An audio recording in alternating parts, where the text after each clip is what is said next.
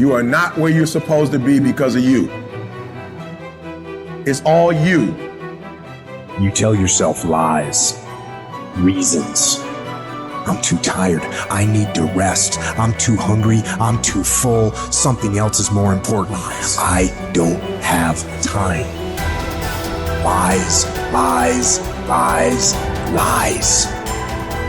Ask yourself, what remarkably stupid things am I doing on a regular basis to absolutely screw up my life? What would happen if you just stopped wasting the opportunities that are in front of you? Because you're not everything you could be, and you know it. If you keep thinking the same thoughts, keep demonstrating the same behaviors, keep living by the same feelings and emotions, your personal reality is going to stay exactly the same. But if you have new thoughts that lead to new choices, that demonstrate new actions, that create new experiences, that cause you to feel differently, you will begin to walk into a new future. I need you to confront you because you're the one holding you up. I need you to look in the mirror and tell you, you are not going to do me like this no more. You're not going to continue to sabotage me. You're not going to keep procrastinating. You're not. You know you should be further in life, but you keep letting you slide. Hold you accountable and don't let you off the hook. If for 10 years, if you didn't avoid doing what you knew you needed to do, what would you be like? You'd be 10 times more efficient, 20 times more efficient. And you could be way better. You could be incomparably better across multiple dimensions. To do something away from the normality of what you've been doing, why not try it, man? Shock the system.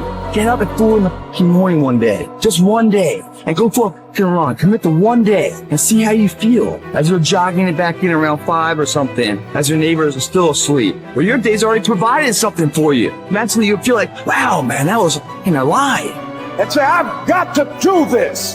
This is my stuff. This is why I showed up. It's not going to be easy. When you want to change, it's not easy. If it were in fact easy, everybody would do it. But if you're serious, you'll go all out. So yes, I'm going to do something about this situation. You do what it is you're supposed to. You're supposed to build something. You're supposed to create something. I don't know how to do it. Learn. The question is not, is it possible for you to be a millionaire? Is it possible for you to have all your dreams become a reality in your lifetime? Yes, it is possible. But the real question is, have you made the decision?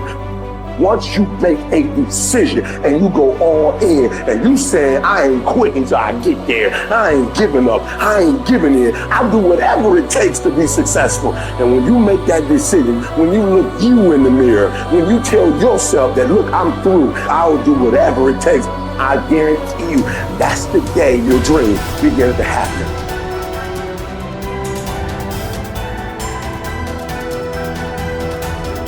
So then, when you have a purpose or a vision or a mission or an intent that's bigger than you, it means it signifies something that's ongoing. You could have a purpose to go east, and there's never an end to east. You could have a purpose to be healthy. There's always more health to have. You could have a purpose to be wealthy. There's never an end to wealth. You could have a purpose for knowledge, and there's never an end to knowledge. It signifies a direction.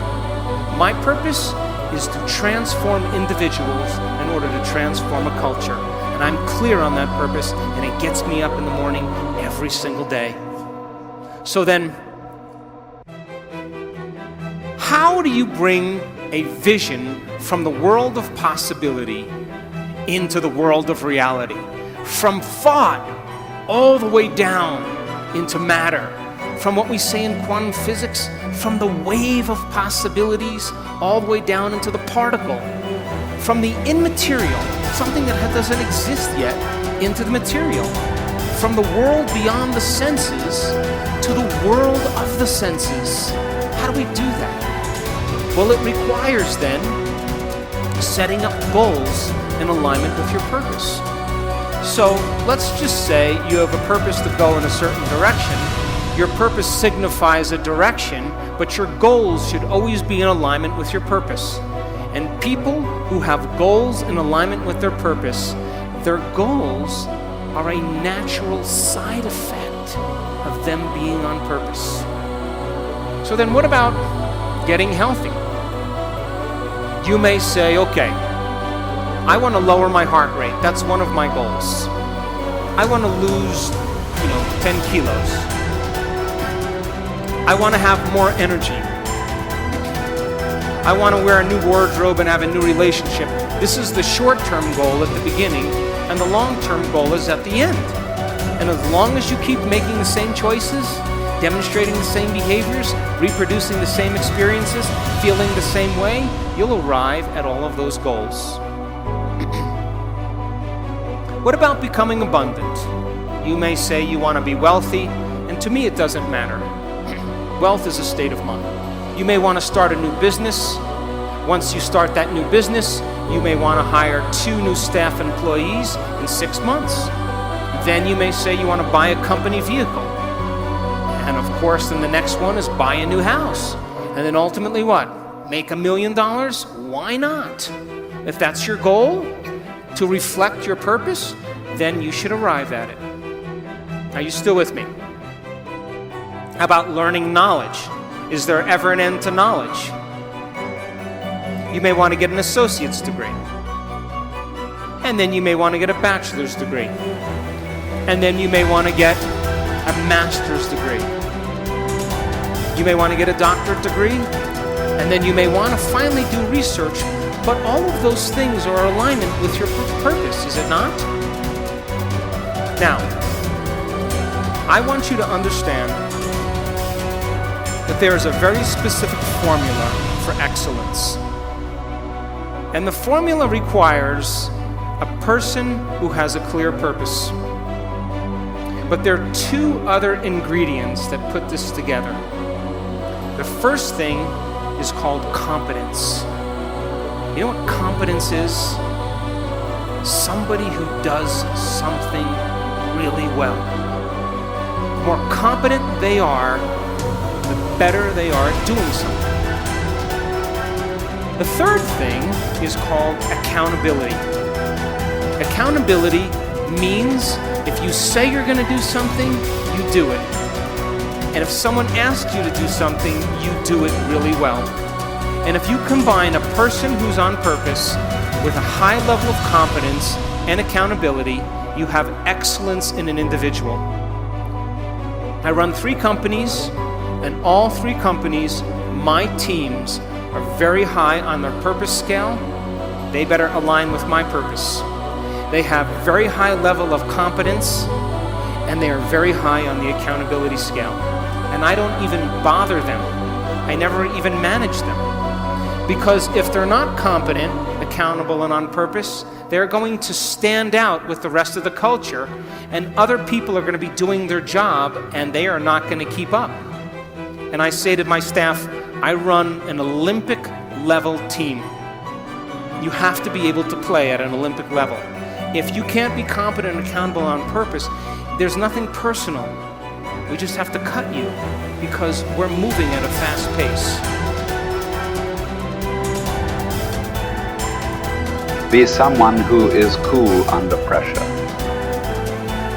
Value serenity instead of outrage. It seems that our culture is moving in the wrong direction here. If you are blessed enough to not be on social media, you might be surprised to learn that the angriest, most passionate public figures are rewarded with the most clicks and biggest audiences.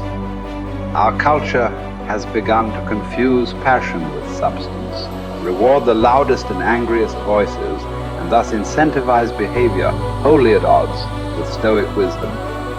The number of decibels your voice hits as you scream about how right you are is not necessarily an indicator of how much sense you are making.